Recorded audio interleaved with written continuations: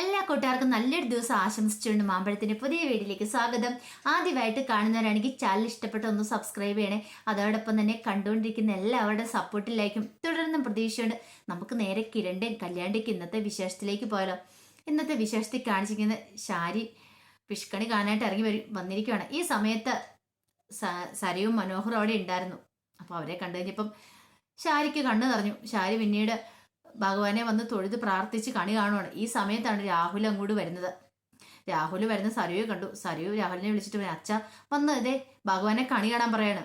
രാഹുലിന് ദേഷ്യം വന്നു. രാഹുൽ പറഞ്ഞു, ഇനിയിപ്പോൾ എന്താ കണി കാണാനായിട്ട്? നിന്റെ അമ്മേനെ തന്നെ രാവിലെ കണി കണ്ടായിരുന്നു. എൻ്റെ ഈ വർഷത്തെ ഇതോടുകൂടി പോയെന്ന് പറയാണ്. ശാരി ഭഗവാന്റെ മുന്നിൽ നിൽക്കുന്നതൊന്നും വിചാരിച്ചില്ല. ശാരി അങ്ങോട്ട് എന്നിട്ട് പറഞ്ഞു, നിങ്ങൾ ഒറ്റ ഒരുത്തനാ എൻ്റെ ഈ വർഷത്തെ എല്ലാ കാര്യങ്ങളും എന്നെ മുടക്കും. നിങ്ങൾ രാവിലെ അവിടെ എഴുന്നേറ്റിരിക്കേണ്ട വല്ല ആവശ്യം ഉണ്ടായിരുന്നോ മനുഷ്യനെ?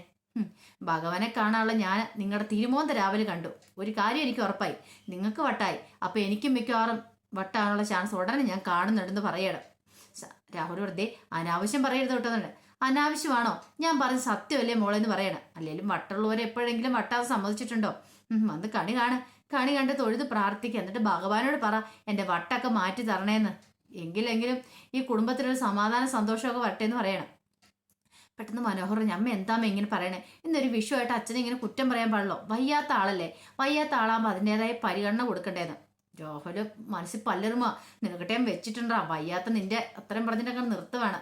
എൻ്റെ കൈ കിട്ടും ഇതിനെല്ലാം പലിശ മുതലും തീർത്ത് നിനക്കിട്ട് ഞാൻ തിരിച്ചു തരുന്നുണ്ട്. ഞാൻ അധികം വൈകാതെ തന്നെ അതിനുള്ള മാർഗം തെളിഞ്ഞു വരൂടാ. അതുവരെ നീ അങ്ങോട്ട് കളിക്ക്. എത്രത്തോളം വരെ പോകണമെന്ന് അറിയാലോ എന്ന് പറയണം. പിന്നീട് സരിയെ വിളിച്ചിട്ട് രാഹുലിനോട് ചോദിച്ചു, അതെ അച്ഛൻ കൈനീട്ടം ഇല്ലേന്ന് ചോദിക്കണം. അപ്പൊ രാഹുൽ പറഞ്ഞു, കൈനീട്ടം ഞാൻ എടുത്തോണ്ട് വന്നില്ല. ഓ എനിക്കറിയാമെന്നല്ലോ അച്ഛൻ തരത്തില്ലെന്ന്. പക്ഷെ ആര് പറഞ്ഞു, നിനക്ക് നാണമില്ലേ മോളെ അയ്യങ്ങേരുടെ കൈനീട്ടം ചോദിക്കാനായിട്ട്? കൈനീട്ടം ചോദിക്കുക, കൈനീട്ടം അങ്ങേര് വേണേ ഒന്ന് തരും. ഇപ്പോഴാ മാനസികാവസ്ഥയിലാണ് അങ്ങേരിയിരിക്കുന്നത്. അങ്ങേരുടെ കയ്യിൽ നിന്ന് കൈനീട്ടം മേടിക്കാതിരിക്കുന്നതായിരിക്കും നല്ലത്. മേടിച്ചിട്ടുണ്ടെങ്കിൽ ഈ വർഷം നിന്റെ അടുത്ത വർഷം ഇനി വരാനുള്ള വർഷം മുഴുവൻ നിന്റെ പോയതാ. അതുകൊണ്ട് നീ മേടിക്കാതെ പോകുന്നതായിരിക്കും നല്ലത്. മോൾക്ക് ഞാൻ കൈനീട്ടം തരാമെന്ന് പറയണം. അതെ, രൂപാൻറ്റി വന്നില്ലല്ലോ അമ്മ. രൂപാൻറ്റിയുടെ കയ്യിൽ നിന്ന് കൈനീട്ടം കിട്ടിയില്ലെന്ന് വയ്ക്കാം. ഒരു കാര്യം ചെയ്യാം, അവള് വന്നില്ലേലും കുഴപ്പമില്ല, നമുക്ക് അവളുടെ അടുത്തേക്ക് പോവാം. ഇനി അവളുടെ അടുത്ത് ചെന്നിട്ടേ കാര്യമുള്ളൂ. എനിക്കും കൈനീട്ടം വാങ്ങിക്കാമല്ലോ അവളുടെ കയ്യിൽ നിന്ന്. അവളുടെ കൈനീട്ടം വാങ്ങിച്ചിട്ടുണ്ടെങ്കിൽ ഈ വർഷം നല്ല ഐശ്വര്യമായിരിക്കും എന്ന് പറയാം. രൂപ പെട്ടെന്ന് ഈ സമയത്ത് ശാരി പറഞ്ഞിട്ട്, ശരിയാ നീ മോള് പറഞ്ഞ് ശരിയാന്ന് പറയണം. അങ്ങനെ ഇപ്പം തന്നെ മനോഹറിനോട് ചോദിച്ചു, മനുവേട്ടൻ വരുന്നുണ്ടോ? നമുക്ക് പോയി കൈനീട്ടം വാങ്ങിയിട്ട് വരാം. ഞാനില്ല, എനിക്ക് ഇമാതിരി പരിപാടിക്ക് വരുന്ന ഇഷ്ടമില്ലെന്ന് മോൾക്കറിയാലോ. നിങ്ങൾ രണ്ടും പോയിട്ട് വന്നാൽ മാത്രം മതി, ഞാൻ ഇവിടെ ഇരുന്നോളാന്ന് പറയണം. അങ്ങനെ അങ്ങോട്ട് പോകാൻ നേരത്ത് രാഹുലിനെ വിളിച്ചു. നിങ്ങൾ വരുന്നുണ്ടോ മനുഷ്യാന്ന് ശാരി ചോദിക്കുകയാണ്. ശാരി ചോദിച്ചു പറഞ്ഞു, ഞാൻ എങ്ങും വരുന്നില്ല. അല്ലെങ്കിലും അതങ്ങനെയാ വരുള്ളൂ എന്ന് എനിക്കറിയാം. നിങ്ങൾ വരാതിരിക്കുന്നതായിരിക്കും നല്ലത്. ഇച്ചിരി സമാധാനം കിട്ടുമെന്ന് പറയണം. വാ മോളെ നമുക്ക് പോയി റെഡിയാവെന്ന് പറഞ്ഞിട്ട് രണ്ടുപേരും കൂടെ അകത്തേക്ക് കയറി പോവാണ്. പിന്നീട് കാണിക്കുന്ന രാവിലെ വിഷുക്കണി എല്ലാം കണ്ടതിന് ശേഷം കല്യാണിയും കിരണും കൂടെ പുറത്തേക്ക് പോരണം. അപ്പം ക്ഷേത്രത്തിലേക്ക് ഒന്ന് പോകണം. പിന്നെ കുറച്ച് ആവശ്യങ്ങളൊക്കെ ഉണ്ട്. വേണ്ടിയായിട്ട് പുറത്തേക്ക് ഇറങ്ങി പോരുവാണ്. അങ്ങനെ വന്ന് ക്ഷേത്രത്തിലേക്ക് പോകാനായിട്ട് തുടങ്ങുന്ന സമയത്താണ് അങ്ങോട്ട് മനോഹർ വരുന്നത്. മനോഹറിനെ കാണുന്ന വഴിക്ക് വെച്ച് മനോഹർ ഇവരെ കണ്ടപ്പോൾ തന്നെ പാത്തും പതുങ്ങി പോകാനാണ് ശ്രമിച്ചത്. പക്ഷെ കിരൺ വിടുവോ? കിരൺ അവിടെ വന്ന് വിളിച്ചു, മനോഹറല്ല സോറി വിക്രം വരുന്നത്. അവിടെ നിന്നേന്ന് പറയാണ്. വിക്രം പെട്ടെന്ന് നിന്നു. എന്നാണ് ഞങ്ങളെ കാണുമ്പോൾ ഓടാൻ നോക്കുന്നത്? അല്ല നീ തന്നെയുള്ളോ, നിന്റെ ഭാര്യ ഇല്ലേന്ന് ചോദിക്കുകയാണ്. ഇതൊക്കെ അവള് വന്നില്ല. അതെന്താടാ അവള് വരാത്തെ? കല്യാണം കഴിയുമ്പോൾ നിന്റെ ഭാര്യയോടുകൂടെ വേണ്ടേ നിനക്ക് നടക്കാനായിട്ട്?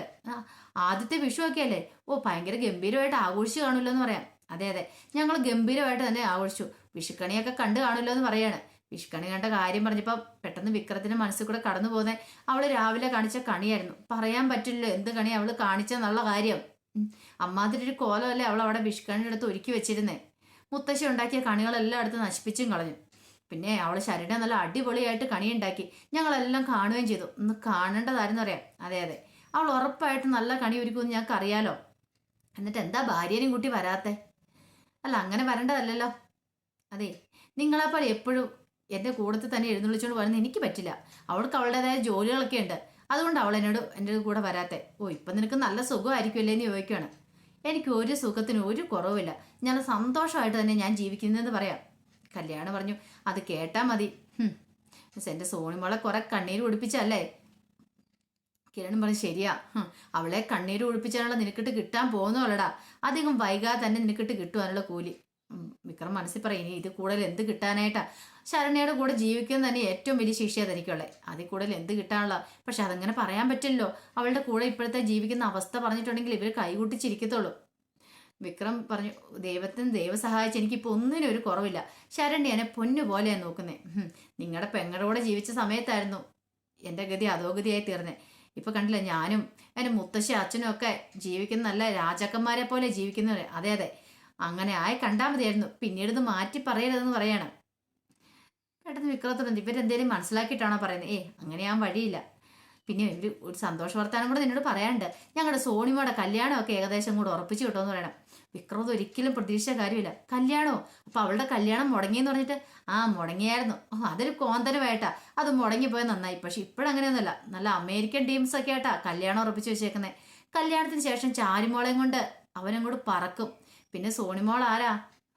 എന്താണ് നിന്റെ കൂടെ എന്നുള്ള ഡിവോഴ്സ് വാങ്ങിയതോടെ അവളുടെ ചെന്തേശയൊക്കെ കൂടെ മാറി കിട്ടിയ. അപ്പൊ ഇപ്പൊ അവൾക്ക് ശുക്രദശ വന്നിരിക്കുന്ന അറിയാവോ.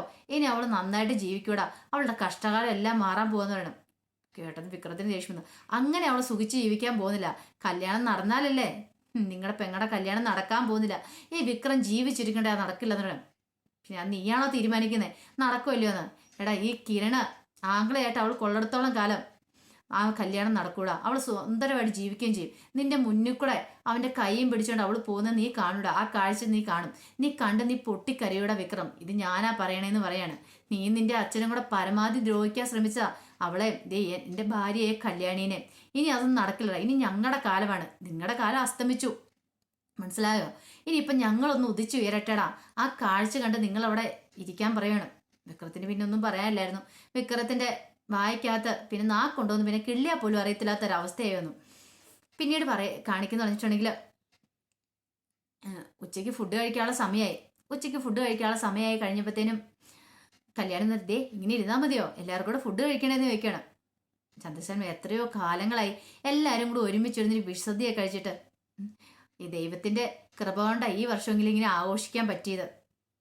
പെട്ടെന്ന് കിരൺ പറഞ്ഞു, അതെ അതെ, ഞങ്ങൾ എത്രമാത്രം പ്രാർത്ഥിച്ചെന്നറിയാം. ഞാനും കല്യാണിയൊക്കെ ക്ഷേത്രങ്ങളെല്ലാം പോയിട്ട് അച്ഛനും അമ്മയും ഒരുമിക്കണേന്നും പറഞ്ഞിട്ടുണ്ട്. അപ്പം പതുക്കെയാണ് നമ്മുടെ ആഗ്രഹം ദൈവം സഹായിച്ചു തന്നില്ലെന്ന് പറയണം.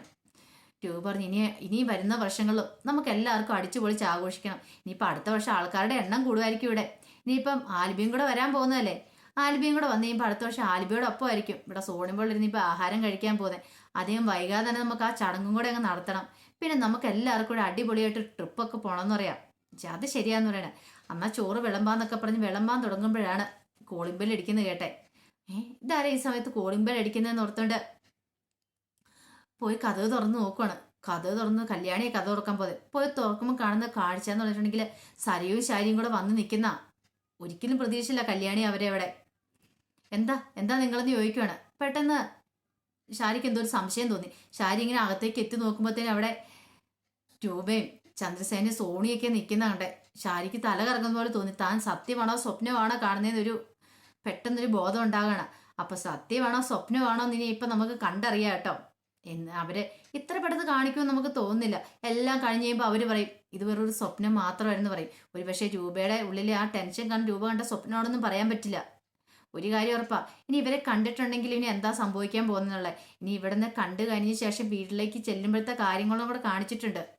ചെന്ന് ആകെപ്പാടെ തലയ്ക്ക് ഭ്രാന്ത് പിടിച്ച് സമനില തെറ്റിയ പോലെ ശാരീ സലയും കൂടെ വീട്ടിലേക്ക് ചെന്ന് കയറുന്നതോ പിന്നീട് അവിടെ കിടന്ന് സംഹാര താണ്ഡവം ആടുന്നു രാഹുലിനോട് ദേഷ്യപ്പെടുന്നതൊക്കെ കാണിച്ചിട്ടുണ്ട്. അപ്പോൾ ഒരു പക്ഷേ ഇത് സത്യവാനാണ് ചാൻസ് കൂടുതലുള്ളത്. അങ്ങനെ കണ്ടിട്ടുണ്ടെങ്കിൽ ഇനിയിപ്പോൾ രണ്ട് ചേരുകളായിട്ട് ഇനി ചേർന്ന് യുദ്ധം ചെയ്യുന്ന കാഴ്ചകളായിരിക്കും ഇനി കാണാൻ പോകുന്നത്. വിഷുവിന് ശേഷം നമ്മൾ കാണാൻ പോകുന്ന നല്ലൊരു ഫൈറ്റ് തന്നെ ആയിരിക്കും. അപ്പോൾ അതിൻ്റെ വിശേഷങ്ങളൊക്കെ വരാൻ പോകുന്നത് ഇനിയിപ്പോൾ അടുത്ത ദിവസം ഉള്ളൂ കേട്ടോ.